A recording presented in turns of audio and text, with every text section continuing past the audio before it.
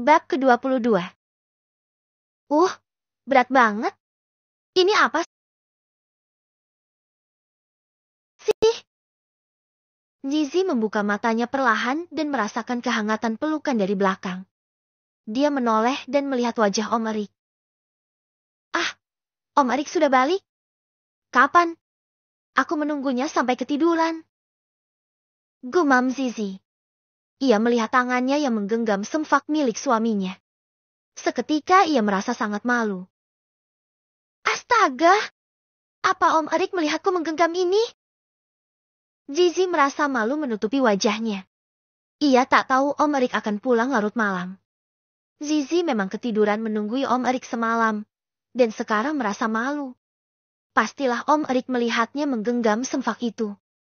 Dengan hati-hati, Zizi bangun dari tempat tidur, berusaha tak membangunkan Om Erik yang masih tertidur pulas. Mandi dululah. Udah agak siang. Gak usah masak saja. Nanti beli di warung. Gak bakal sempet kalau masak. Nanti malah telat ke sekolah. Gumam Zizi masuk ke kamar mandi setelah menyambar handuk. Setelah membersihkan diri, Zizi memutuskan untuk tidak memasak sarapan. Dia berjalan ke warung di komplek untuk membeli makanan matang. Budhe, beli sayur sop, pergedel 2, tempe 2 sama sambal ya? Bude? Oh iya, Zi. Sahut penjual warung. Tumben pagi-pagi udah beli mateng, Zi. Biasanya ke warung Empok Minah. Sambungnya bertanya sembari memasukkan pesanan Zizi ke plastik. Iya, Bude, kesiangan. Jawab Zizi sambil mengeluarkan uang dari dompet. Berapa Bude? 12.000, Zi. Kata pemilik warung sambil menyerahkan bungkusan plastik pada Zizi. Zizi menyerah uang pas.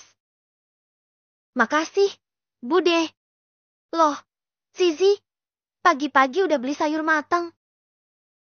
Sapa Bu Joko yang juga hendak ke warung.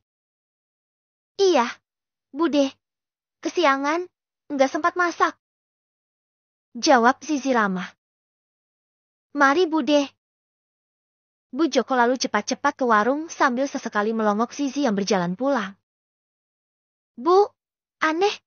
Enggak, Zizi keramas loh. Bisiknya. Loh, emang nggak boleh keramas? Sambar seseibu pertama. Bukan gitu, Bu. Kan dia tinggal sama Om katanya. Terus? Tanya pemilik warung merasa heran juga dengan kekepoan Bu Joko. Dia masih sekolah, tinggal berdua aja, dan pagi-pagi udah keramas. Bisik Bu Joko lagi dengan melirik ke arah Zizi pergi dan sudah tak terlihat lagi. Apa nggak kepikiran mereka anu-anuan? Asal aja Bu Joko ini. Celetuk seseibu 2 yang lagi menunggu dilayani pemilik warung. Mungkin aja mereka udah nikah, Bu Ibu. Timpal seseibu yang tinggal di dekat rumah Pak RT. Loh, tapi Zizinya aja masih sekolah. Loh, Bu. Sanggah Bu Joko.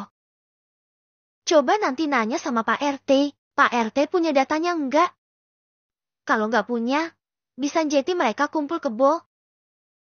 Saran seseibu 1. Jangan sampailah, Bu. Bisa kotor komplek kita ini. Kata seseibu kedua. Ya sudah, nanti tanya Pak RT saja. Kalau sempat tak ada datanya, kita ngerebek saja. Sesampainya Zizi di rumah, Om Erik sudah bangun dan menatapnya dengan senyum lelah. Maaf ya, Zizi. Aku pulang larut malam dan lupa memberi kabar.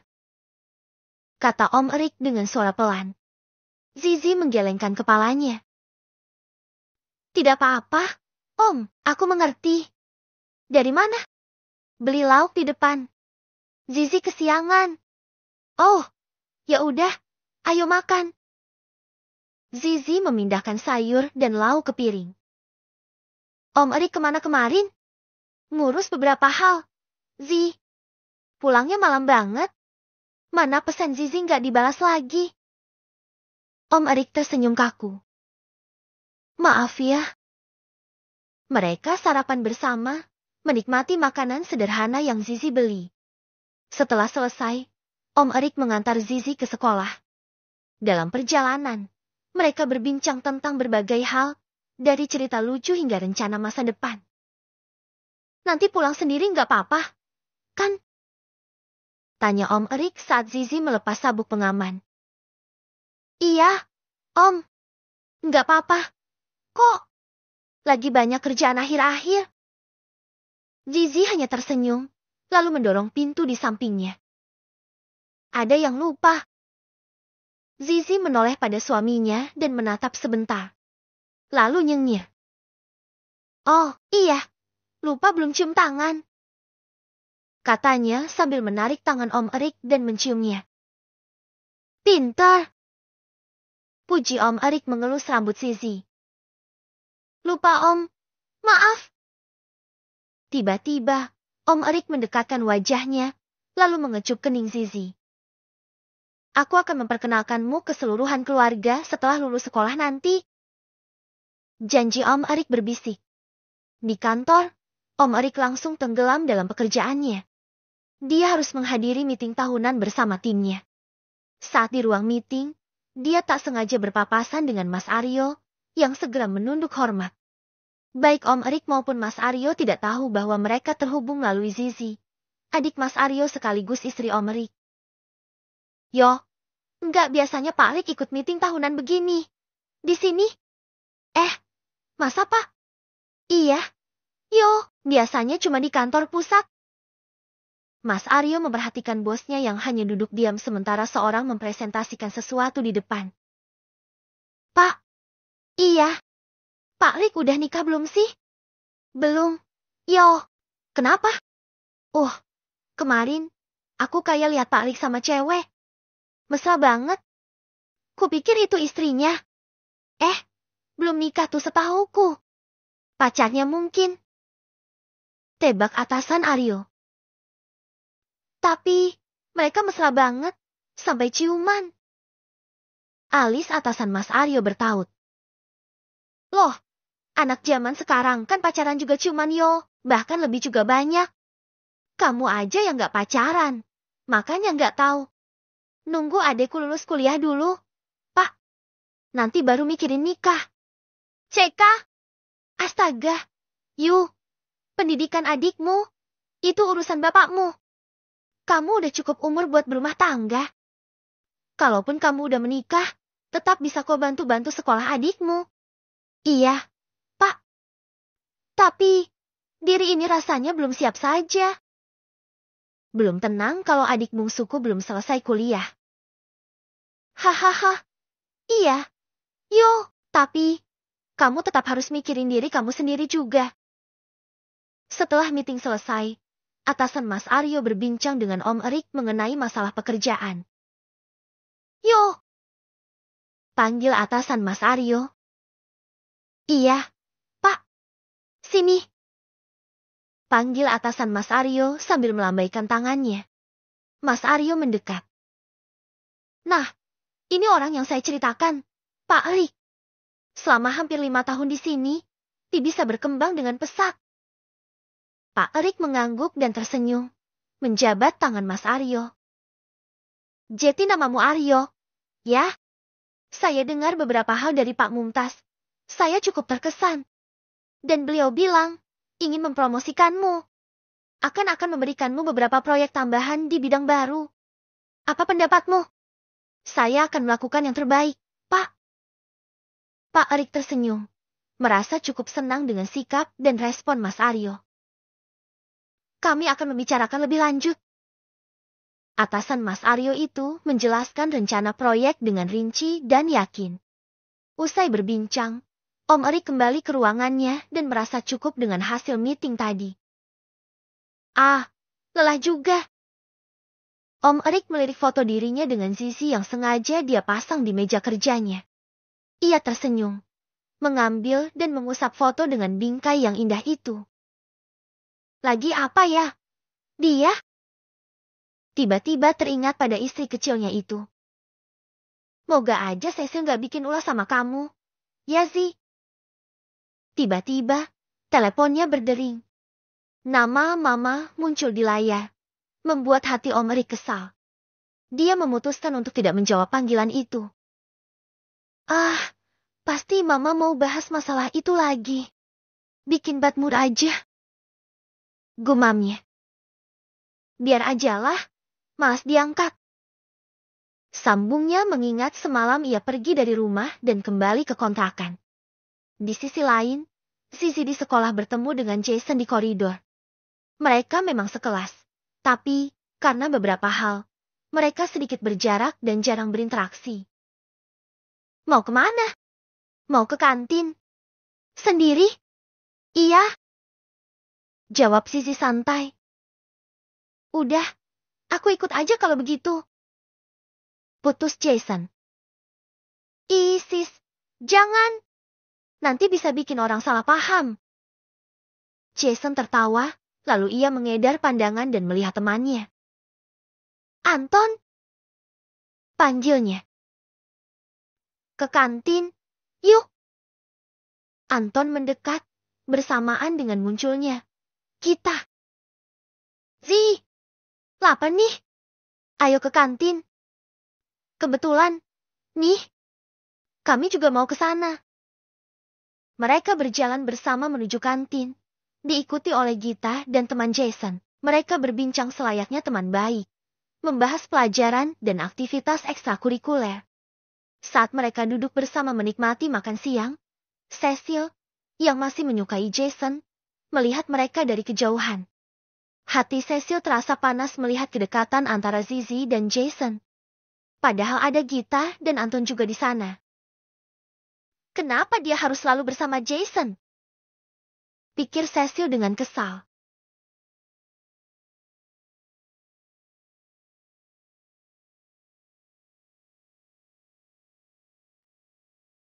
Gatal banget sih jadi cewek.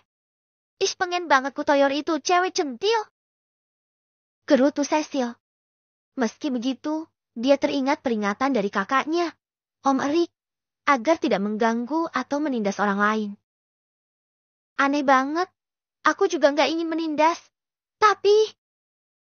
Cecil melirik sengit pada Zizi. Dia bukannya udah putus dari Jason. Kenapa mereka masih makan siang bareng? Tapi rasa cemburu itu tak hilang begitu saja. Cecil semakin penasaran tentang siapa Zizi sebenarnya. Aneh, padahal dia cuma gadis biasa saja. Dari keluarga biasa juga. Tapi, kenapa licin kayak belut? Nggak bisa aku sentuh. Cecil berpikir. Jason membela dia, bahkan Mas Erik juga. Ada apa sebenarnya? Paket. Om Erik yang baru saja pulang dari kerja, menerima paket yang sampai di depan rumah kontrakan. Paket? Iya, Pak. Atas nama Azizah Az-Zahra. Oh, iya, itu istri saya. Ini nggak salah orang dan alamat kan? Pak? Enggak, Pak. Oh, soalnya dia nggak pernah beli-beli online gini. Kata Tato udah bayar. Kat, Pak. Sahut Kang Paket. Berapa, Pak? Dia 115.000, Pak. Om Erik mengeluarkan uang dari dompetnya dan menyerahkan pada Kang Paket.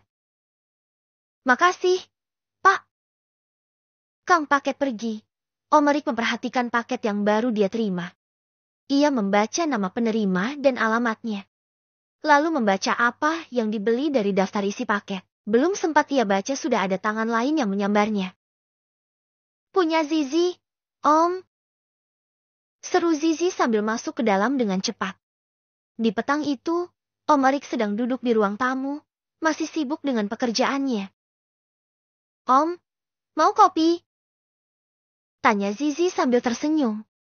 Om Erik mengangguk, merasa sedikit lega melihat Zizi. Boleh, terima kasih. Bentar ya, Om. Zizi melangkah ke dapur. Iya, gak usah pakai gula, Zi. Seru Om Erik dari depan. Ya. Saat Zizi membuatkan kopi, dia berpikir, pakai sekarang gak ya? Nanti apa Om Erik bakal senang? Gimana kalau dia malah ngetawain? Zizi mengaduk-aduk kopi. Gak mungkin lah kayaknya. Paling kesenengan, kayak yang Bu Rina bilang. Ya udah, sih, antar kopi aja dulu, terus ganti pakai baju tempur. Oke, Zi. Ingat, menyenangkan suami. Zizi menyemangati diri sendiri. Ini kopi ya, Om. Makasih. Ya, Om Erik masih sibuk? Tanya Zizi. Enggak juga. Kenapa? Hehe, enggak sih. Zizi ke kamar dulu ya. Iya. Di kamar Zizi memakai baju tempur yang dia beli di toko online. Ih, ya ampun, malu banget. Serunya menutup wajah. Gimana nih? Keluar enggak? Gumamnya meragu. Tiba-tiba pintu dibuka sampai membuat Zizi terlonjak. Astaga! Om Erik mematung di ambang pintu. Om, kalau mau buka-buka tuh ketok dulu. Kaget, kan? Omel Zizi dengan pipi bersemu merah. Sorry, maaf. Jawab Om Erik terbata, dengan pandang yang tak lepas dari istrinya. Ya enggak lah, pemandangan bagus begitu. Mana mau dia lewatkan begitu saja. Pokoknya lihat terus. Kenapa kamu pakai baju begitu? Tanya Om Erik. Ish, suka-suka akulah. Zizi malah jadi nyolot. Kepala malu juga. Om Erik terkekeh. Om Erik ngapain masuk? Mau lihat udah bobo apa belum? Ish. Desis Zizi masih sangat malu. Bingung juga karena dia memakai baju dinasnya. Cantik. Seksi. Istri. Ish. Apaan sih, Om? Zizi jadi makin malu saja. Kapan belinya? Nizi tak menjawab. Hanya memanyunkan bibirnya. Kang paket hari ini apaan telanjeri ini? Wajah Zizi makin memerah saja, sampai ke telinganya. Dan Om Erik tertawa. Ih, kulepas ajalah. Rajuk Zizi. Iya, lepaslah, biar cepat. Sahut Om Erik masuk dan menutup. Ngapain Om masuk? Katanya mau dilepas. Ya Om keluarlah. Lah, ngapain? Mending bantuin biar cepet. Om. Jerit Zizi makin malu saja rasanya. Dan Om Erik kembali tertawa. Biar impas, aku juga lepas baju deh. Kata Om Erik enteng. Lepas celana juga lah. Sambungnya sambil melepas celana. Kamu mau ngekepin semfak Om? Enggak. Wajah Zizi makin merah karena malu. Jelas saja ketahuan dia pernah kekepin semfak Om Erik semalam. Sedangkan Om Erik sangat menikmati wajah malu-malu Zizi. Ya udah, langsung aja. Naik kasur. Mulut Zizi terbuka lebar. Om Erik sudah menariknya ke atas kasur. Namun, tiba-tiba saja terdengar suara gaduh di depan. Buka. Bab ke-23.